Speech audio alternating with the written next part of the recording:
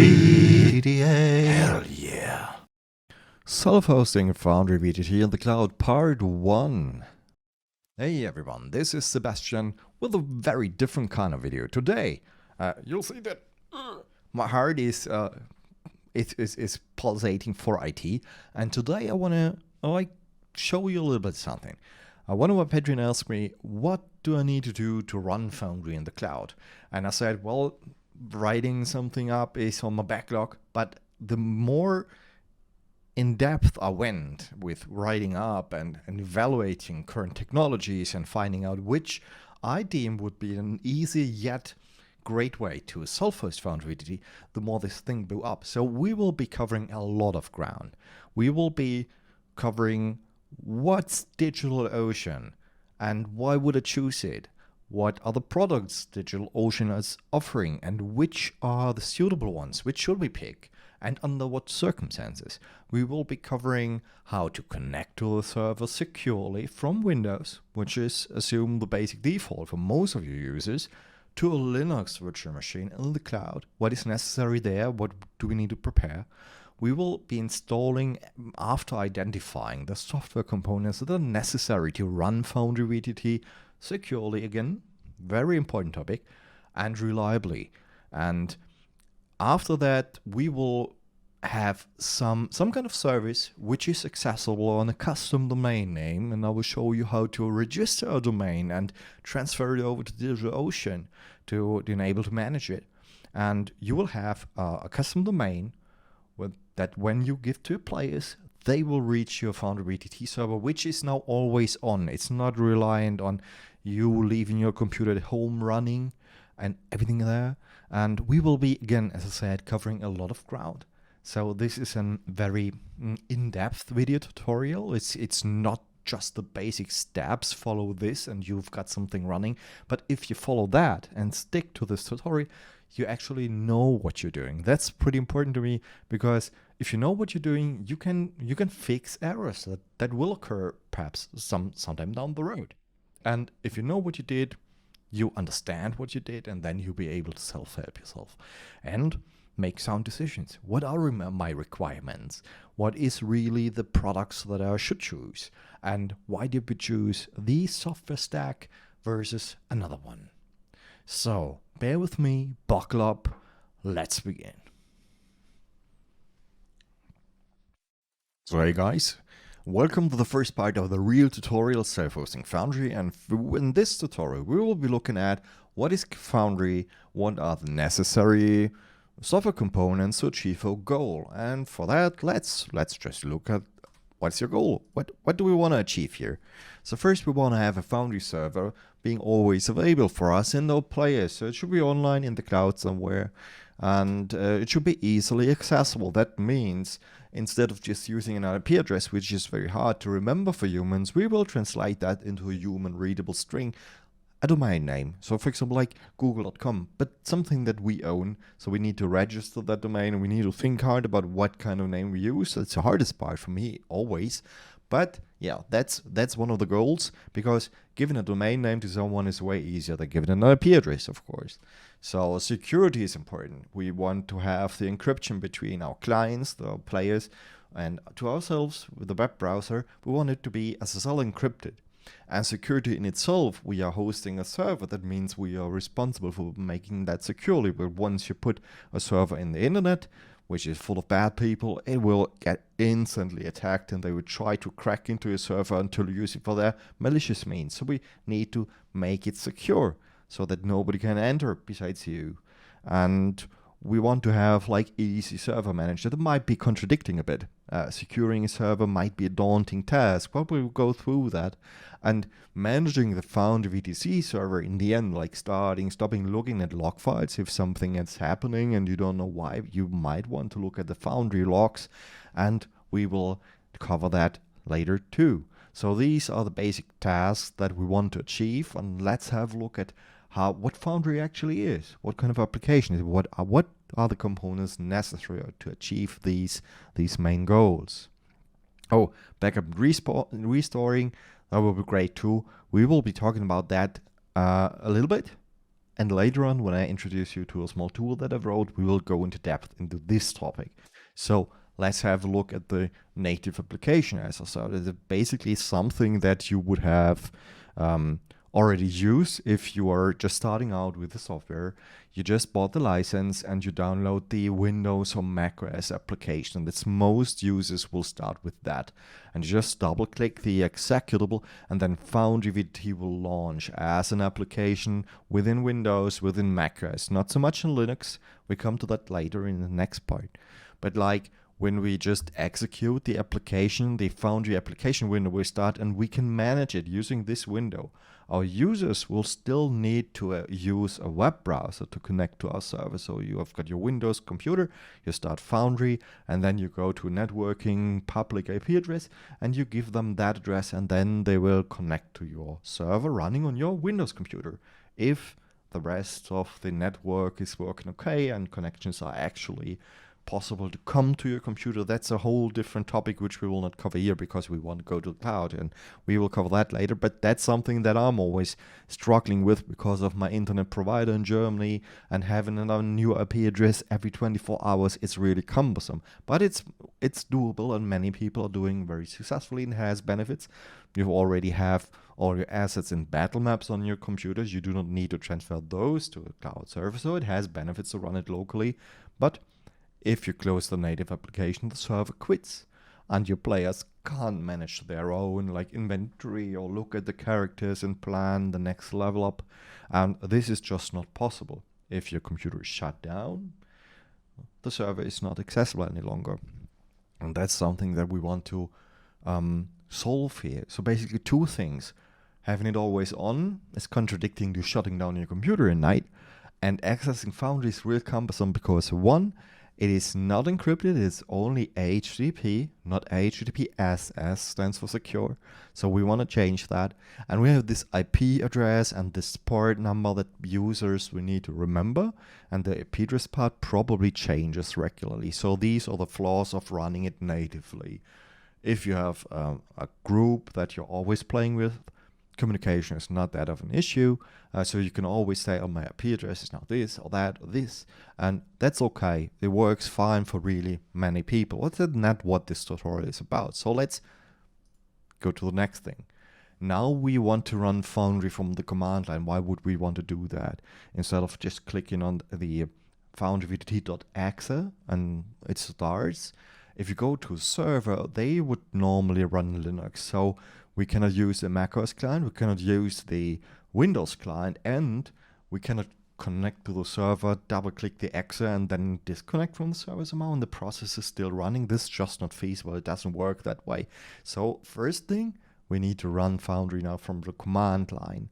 And that is made possible with the third option when we download Foundry VTT. It's the Linux/Node.js option. What is Node.js, you want to ask? It's not an operating system, it's a JavaScript runtime. That means it takes JavaScript code, reads through it, and then executes it. So it's basically like an interpreter. It's not a compiler, not per se, but it just takes source code and executes it. If you double click the exe, this executing this loading of source code and translating it to something that your operating system understands has already been done by Andrew and the crew. But if you run the raw source code, which is a Linux, Node.js, if you unzip that, you will see it's just a bunch of .js, that is JavaScript source code files and images and additional like configuration and option files. But it's just JavaScript source code, and Node.js is the required executable, you can say, to load that source code and run it. So what we need to do here is we need to download Node.js. So we need to have the runtime Node.js installed on our computer, which is available. I'll give a link to that. And then we download the Linux Node.js package from Foundry VTT, unzip it. And then let's try to go back here. We execute Node.js with a path to the script. The main entry point script of Foundry VTT is located in the bin resources app folder, and then the script is called main.js. So we will run that, and we can specify additional command line arguments to further customize how Foundry is run. For example, the data user data path for me is in /home/Sebastian VTT stable. So that's my setup. That's how I did it. But you see, we open a command line prompt, we execute Node, the Node.js executable, and feed it the Foundry VTT script. So it's just a different way of running the command line. And let's see what we gained here. We basically gained nothing. Still, if you close the command line window or just exit the Node.js application with Control-C, the Foundry server stops, just as with the native application. So if you close down the native application, the Electron client, or the command line window, players cannot access your server any longer, and you don't too. So we have nothing gained here. Accessing Foundry is still the same. It's running locally, so we have no secure channel, still HTTP versus HTTPS. We still have the IP address of our computer, and we still have the port. So what did we achieve here by running it differently instead of an application? The possibility to run it on a server. So the very first step. And now let's change up some things here. Let's introduce the first software that we will use to make this all a bit smoother, not having to deal with the command line. We will introduce a process manager. And this is PM2. It's been around forever.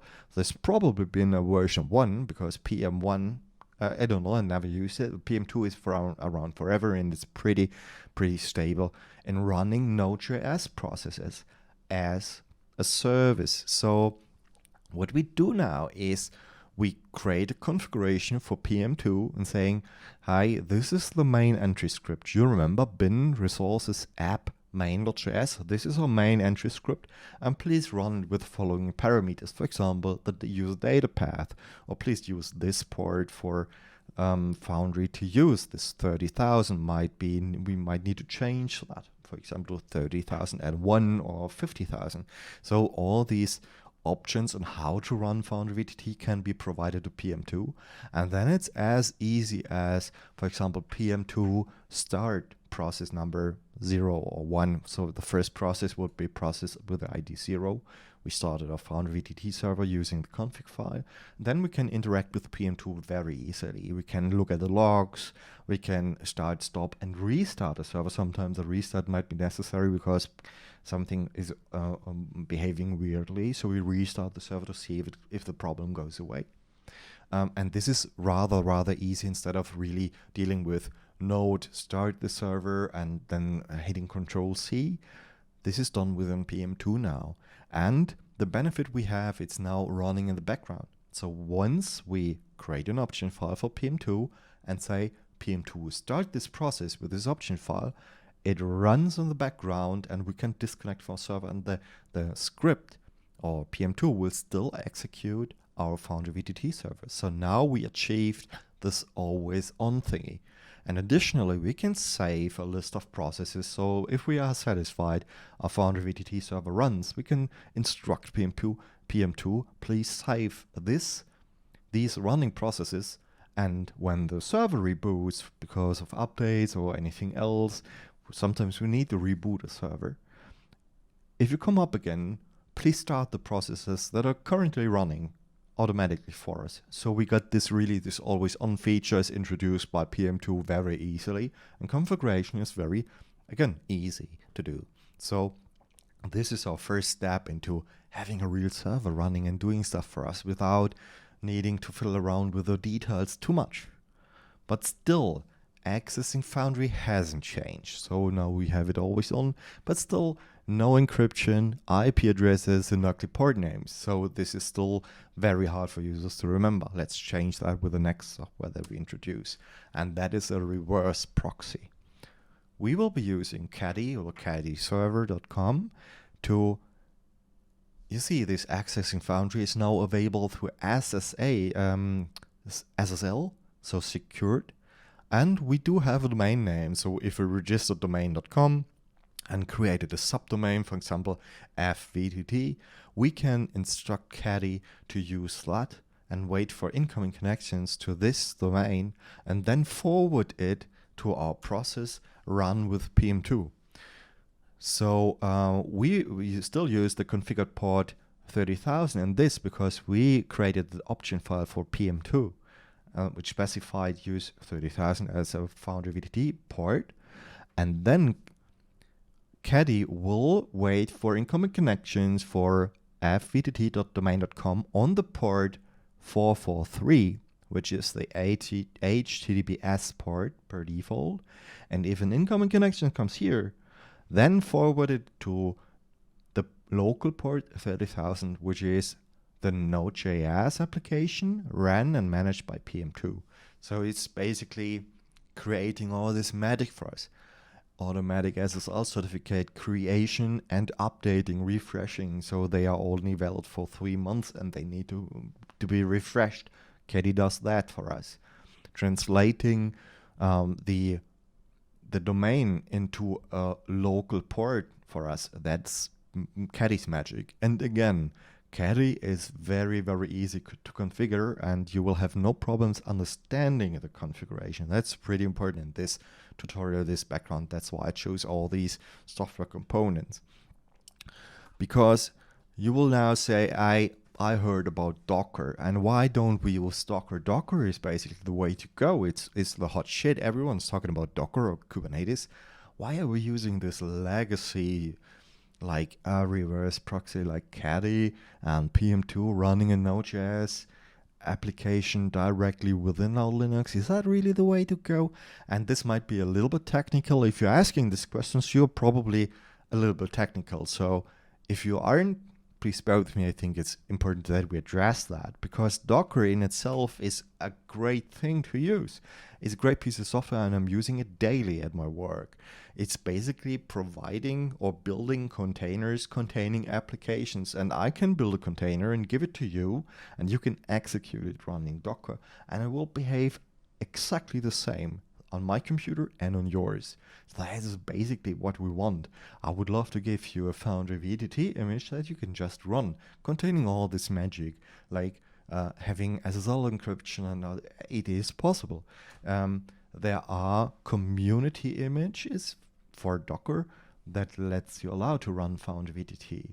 But if we look at the middle container here, so it contains a web server, it has a Node.js application, and a reverse proxy. So basically the setup that we just talked about, but within a Docker container.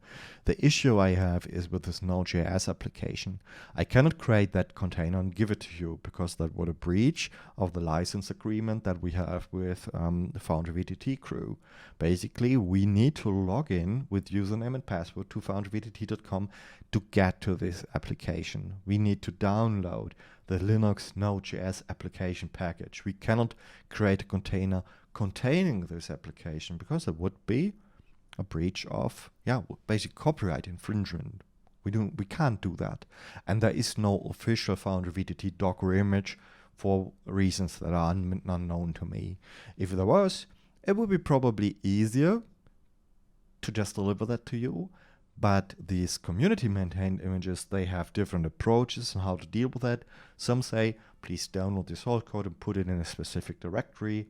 Some use username and password of Foundry VTT and download it directly for you. So there are different approaches to that, but all of them have the issue for me that if you are a not very technical inclined person, you will probably have a harder time running Foundry VTT using Docker, using one of those community maintained images, than just using the straightforward PM2 Caddy that I just introduced. Understanding what the components are, and it's a little bit easier. But if you know Docker, and if you're already using Docker to run other images, then please go ahead and use Docker. It's great technology. But I would not recommend doing it if you're really starting fresh and have no experience. Then just do the way that I'm introducing it right here. That was my rational thinking about what kind of apps do I want to use and employ to run this tutorial. And I tried several solutions. And this is the thing that I thought it's easy to understand, easy to maintain, because still you're running a server in the cloud. In the end, you are the maintainer of that server. You made to make sure that everything is in order and create updates and install updates. And well, it's just easy. It's easy to explain. It's easy to understand. And I think it will give you a good feeling about being able to run this service on the cloud. And that's what I'm trying to achieve here. So that's why I'm not using Docker for this project. So this is the wrap up. If you go back to the very beginning, try to skip that. We will have a Foundry VTT server which is always online because it's controlled by PM2. So PM2 starts a Foundry VTT server, restarts it when the server boots. We can start, stop, and look at the log files. So that is management, easy server management. Security is important. We will cover the SSL certificate creation by Caddy, and once we install the server and work with it, we will cover additional steps to really achieving security. And the easy to remember domain name, that's already part of Caddy. It just requires us to buy a domain that we can use, and we will transfer the management of that domain to DigitalOcean in the next tutorial steps. So I hope you enjoyed this intro. I hope you were eager to learn more, and we'll follow up with the next step coming very soon. Take care. Bye-bye.